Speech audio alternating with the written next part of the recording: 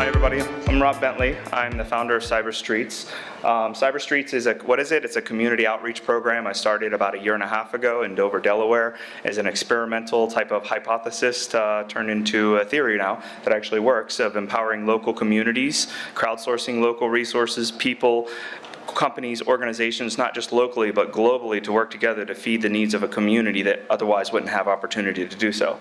And what we do, we deliver opportunity for all ages, ethnicities, genders, abilities. There's no discrimination in any way, shape, or form, because technology has that capability. It is one of the most indiscriminate things that we have on this planet, in this universe, and in this lifetime.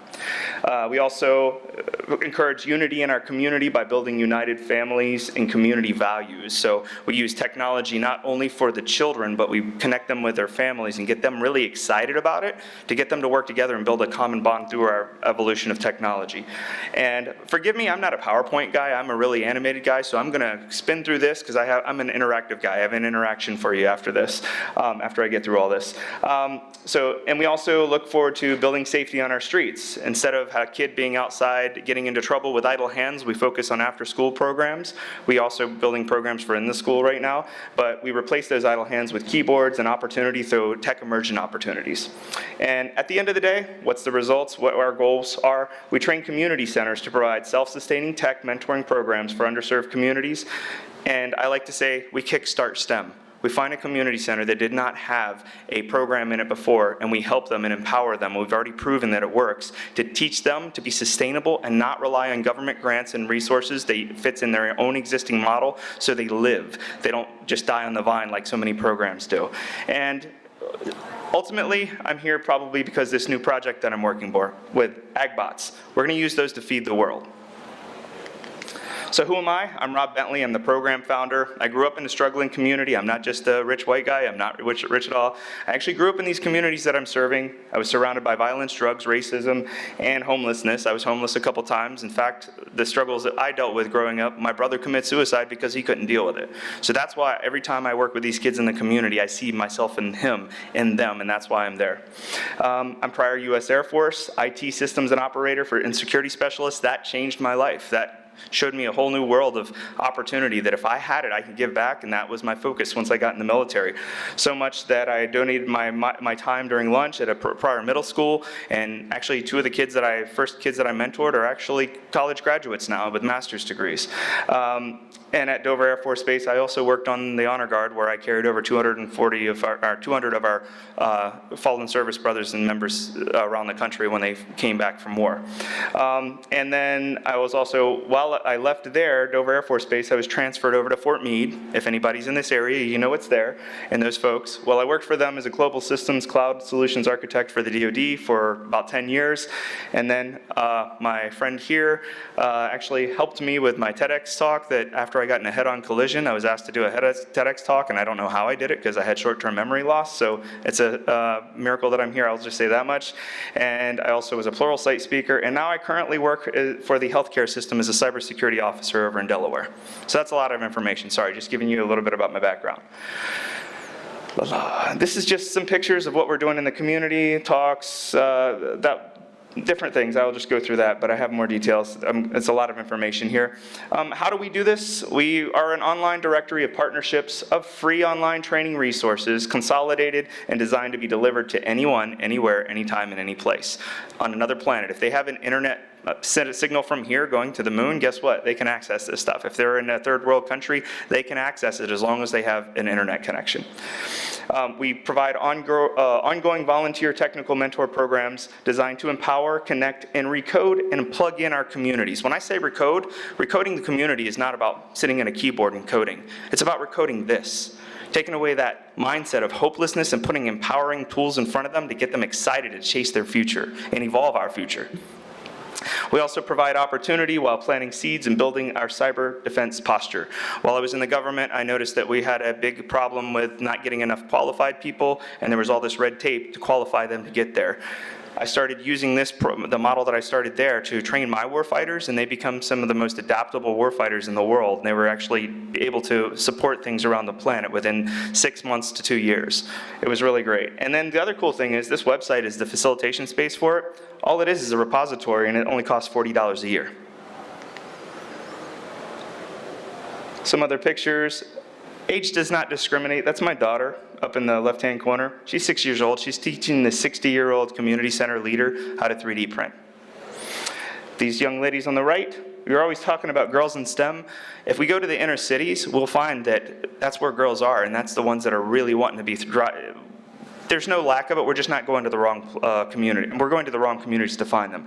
These girls here, they're building a wind-powered piece that actually has a solar panel on the bottom, and if they put it in the front, it'll actually spin.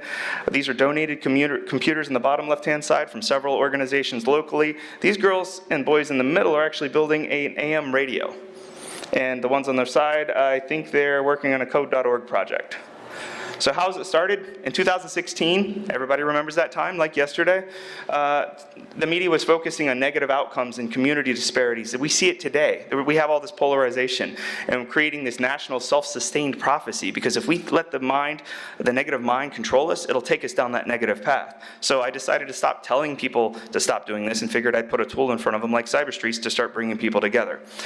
We needed to begin a new influential message of cohesion and unity, and technology has the capability of doing that because it connects people globally around the world.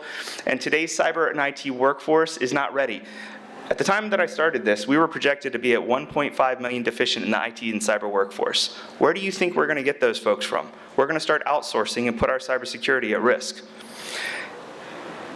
And the best way to counteract that is to go to the communities that need the jobs and provide the training for them for free. Current IT programs rely on government grants. You hear a lot about that. I love this crowdsourcing thing because they're talking about be self-sustaining, right? And with government grants comes a lot of red tape that holds people back from progression and moving forward. So I don't rely on them. In fact, I teach the community centers how to operate their own and raise their own funds, and if they want government grants, they can do it on their own. Many inner city community organizations focus on sports and athletics and programs which only, if any, well, the percentage is right there. Less than 2% of high school students actually make it into athletic programs, but we have NFL and all these other sports programs around the world. What happens with these kids when they break their leg? Guess what? They're sitting on the finish line with nothing to do. And the cool thing about technology, I have a guy that works for me, and he's a multiple sclerosis hacker. He has multiple sclerosis, he's in a wheelchair, and he's a hacker. And now he leads a security team. Many inner city, I just said that, and then current initiatives were strengthening the digital divide by setting criteria that underprivileged communities never had the opportunity to meet. So a year and a half ago, you hear STEM all over the place. It's this giant STEM explosion. It's marketable. You've got all these STEM programs, but there's not enough people in those programs like me, the people that actually know what they're talking about. They buy a program and then it just dies on the vine, or it goes away after a week or a day. This program is designed to be after school, whenever the community center wants it, but it's every week. It doesn't go away. It recruits the people from the local community, and then they start hiring them to be self-sustaining. The results. There's a lot of results, so I'm going to spin through this really quick. Over the last year and a half, enrollment's continuously increasing in request of the program. We've already reached over 300 kids and families in just Dover itself. They call this community center Little Wakanda because it's a cultural arts center that originally taught drums, theater, dance, and strings, and now it has a technology program, which we're actually building a robotic garden. The entire families come in to actually excited for training opportunities in tech. Community centers that we're working in have already utilized CyberStreets to acquire $10K just in the last 8 months to support their staff and hire new people to support it. And that's local grants. People come to them asking where they can donate money. 3 weeks ago, I raised $1,000. I didn't do it. Some folks heard what we were doing and they said, hey, I'm a hair salon. I call her a salonpreneur. She said she wanted to raise $1,000, so she did in 2 hours. And that helped us buy this robotic garden. They're stepping up and starting another program for 18 to 26-year-old kids that may have not have a career after high school or college. We're working on establishing certification testing capacity in the center with CompTIA. Leadership Delaware, we crowdsourced pro bono work from lawyers and other industry leaders to actually come in and help us write our bylaws and do some other stuff for free. They're working with us right now. The coolest thing is our youth 3D printed and donated and played violins for a breast cancer benefit that raised $1,000 for the breast cancer coalition. The coolest thing about that is we're not about just giving them the toys. We teach them how to use them and inspire them to get back to their local communities too. So we build that returning love for the community, and we try to implant that and grow that. We're hosting our third state Make IT Happen event, Microsoft DigiGirls. We partnered and brought in 4 programs out of state at no cost to 200 plus girls. Several organizations are donating recycled assets, which you saw on the screen before, to our community centers. And we just recently provided a plan to Pluralsight, which is a global tool that I use for my team, has like 6,000 modules for STEM. They donated us a number of licenses, and because through them I created a plan. So they successfully partnered with Code.org and the Computer Science Teachers Association, which was recently announced as a solid model for teachers to embrace computer science in the schools. So the teachers that are already having to pay for the pencils, they don't have to pay for technology education. If they're going to be a computer science teacher, they now have the tools to help them grow in that new field. Some more pictures. This is the Boys and Girls Club. There's one of the disabled guys on the left-hand side. This kid here in the middle, he's rebuilding a bunch of laptops that were donated. So more results. The coolest thing is, anybody know what a STEAM camp is or a STEM camp? It's like summer camps, right? How do they fund those? Grants, right? Well, they sent me an email, like Community Center, Little Wakanda sent me an email asking me, hey Rob, we want to do a STEAM camp. Can you help us? I said, sure.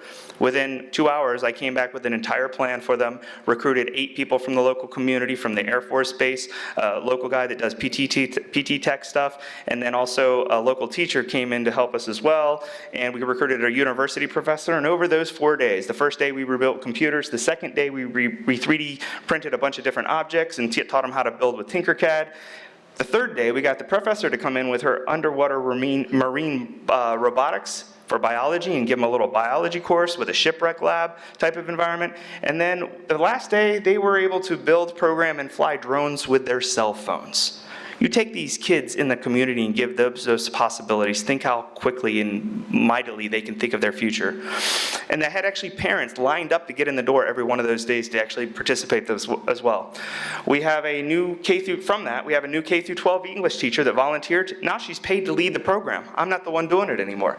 Through just that week, we got that local retired PC tech and father. He was inspired to serve and he's now paid to support the program as well. We have a stream reading, science, technology, reading, engineering, arts, and mathematics, because reading is the baseline for everything. You can put anything in front of anybody, and if I can't read that, it's pointless. So we teach them to start reading these STEAM magazines or these books that have projects in them. They read about them, and then they go do them. Well, one of those projects, one of the folks that volunteered, she was inspired to go home and build her own first computer just from the book she was reading. We also have a combat PTSD veteran now pursuing certification while he's getting hands-on experience with a local business that I helped them get a job with. Pregnant mother pursuing coding from her living room in IT and a career online. She's trying to be a coder while she's pregnant. We have another single mother who's harnessing IT with Code.org to bond with her children while building a new career. We have four-time foster kid who got the highest test scores in the state and a full ride to college. She's actually going to school for law right now. The local saw entrepreneur I told you about, she raised $1,000, and we're continuously inspiring more local military to volunteer and support our program. And now as of last week, we're building an intern volunteer development team to start their own business.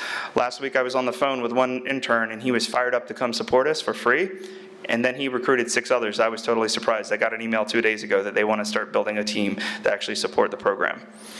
And then we're also partnering with other companies like FarmBot with training companies, and other training companies to support agricultural technology in these communities. A lot of stuff. Here's some more pictures of the community centers. And how does this benefit our volunteers? It's self-development. You get recognition and satisfaction for serving your community. It's enrichment. In the nation, the world, and honestly, as I look around, nobody else is doing this. They were telling me this is like the first of its kind. I don't raise funds. We just do it. It's directed by the human spirit. We mentor at-risk communities and play a direct role in defending our national security. The volunteers get free commercial training with us as well. They get free or low cost, most of the time free certifications, and I always ask them, are you ready to make the world a better place? I'm a big Disney fan. My daughter's 6, so that's the whole motivation behind it. What are we going to do today to change tomorrow? These are our partners. I can go down the list. I'll just say a couple of the first few. Microsoft, Google are partners. AI DuPont Children's Hospital, we're donating a robotic agricultural garden to them as well.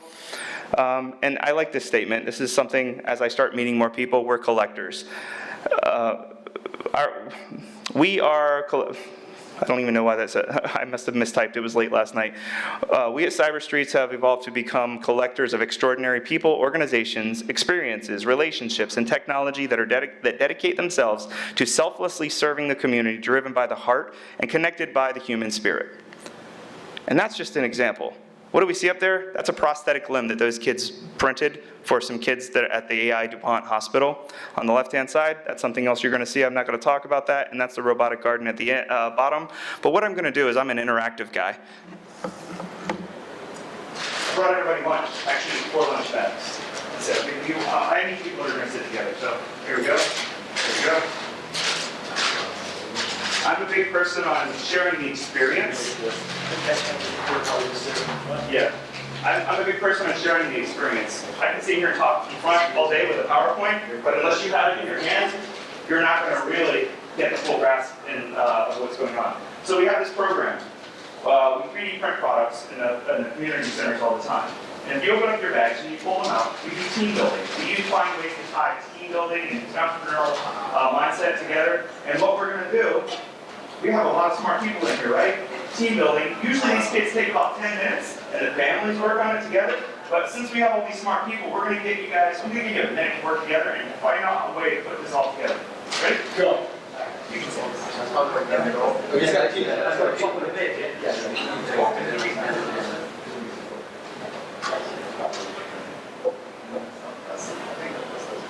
So while you all are putting that together, That's a supporting statement. yeah. So while you all are putting that together, think of one word when you're done. It describes the piece that you have in your hand. Just one word. We'll talk about that after.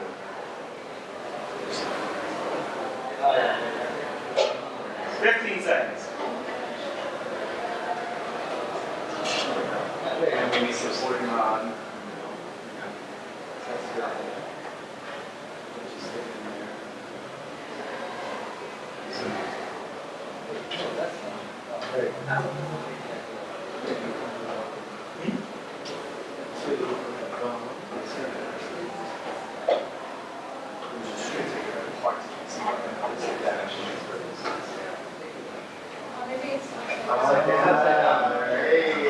So you know what's beautiful about this picture? Each one of those, I look at those pieces, and each one of them represents not just a piece in your hand. They all have a different texture, a different color, a different shape, correct?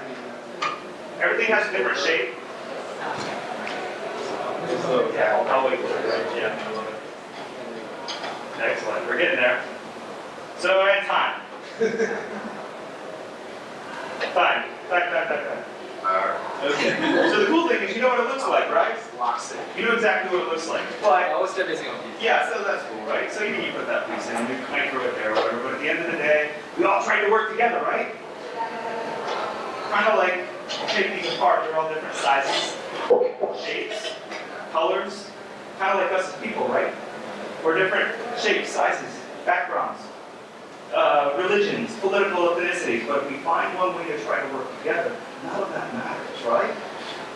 So when we start putting it together, often, so we have this piece, let's see where this goes, and I'll help you engineer this a little bit. So, we have this here, it goes there, I think this goes here. You all did a wonderful job, by the way. The kids did about 45 seconds, so y'all took about a minute and a half to actually complete it. So y'all still did a good job first time. And then we put it together. Not yet. There's a reason why, right? So this is great, right? This is really cool. You know this actually plays. The problem is, there's still something missing. There's still one piece missing. And you all were working together, great, right? So I like to use this terminology or an idea that people, when they work together, often there's one person on the outside that's missing. The smallest, most boring.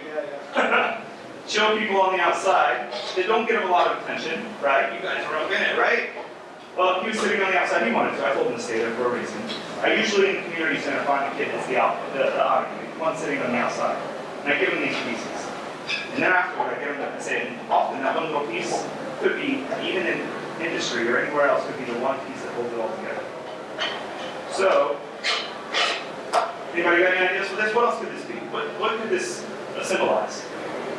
us as a community sitting right here, right? It could symbolize a business, so you could identify all these different positions in a business that were simply identify each parts of a business company or anything. It could be a sports team, but in a community, the cool thing about a community, what if we found all these different communities around the world, they have things that divide us and we focus on the shapes, but at the end of the day, I think we all agree that at the end of the day, it doesn't matter where you're from or who you talk to, at the end of the day, everybody just is in the pursuit of love, life, and the pursuit of happiness, correct?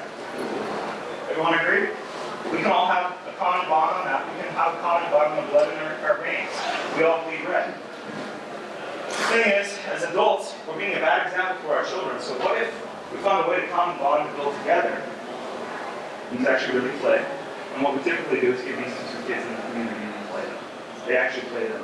Because we can have all these differences that draw us apart, but if we find ways to work together, we can put a beautiful one together.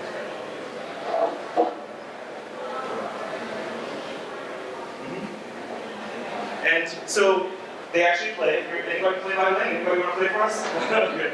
But anyway, so this is what we do in the community. And this community garden, it's a physical garden. It's a robotic garden that actually is programmed with the phone. You can actually take the phone and program it and plant your garden. But my goal is to take that and make it portable. And that's what we're working on right now. Those interns are actually helping us turn this into a portable model. And that's a completely open source garden. We're going to help them build their company. So they can actually go out and serve the community and serve the world even more. That's essentially what we do in the community. That's all I have. Oh, by the way, these are the violins. Two others they donated to the local breast cancer coalition, just like these, raised $1,000 for it. Thank you. I think we have time for like one quick question. Sure. Anyone have questions? Any questions I can answer?